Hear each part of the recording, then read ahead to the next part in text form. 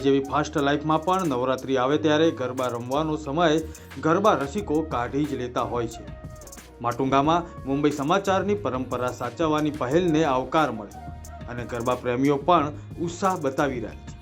આ વર્ષે ખેલૈયાઓ માટે નવરાત્રિ દરમિયાન દાંડિયા રાસ અને ગરબાના અવનવા સ્ટેપ્સની તાલીમ કોરિયોગ્રાફર દ્વારા આપવામાં આવી રહી છે। અહીં નવરાત્રિ પર્વનો ભારે ઉત્સાહ જોવા મળ્યો। ગુજરાતીઓ માટે નવલી નવરાત્રિ એટલે કે માતાજીનું પર્વ અને તેની સાથે જ ગરબાની રમઝટ। જો આ ગરબાના રમઝટના સૂર પર હોય તો બીજું શું જોઈએ।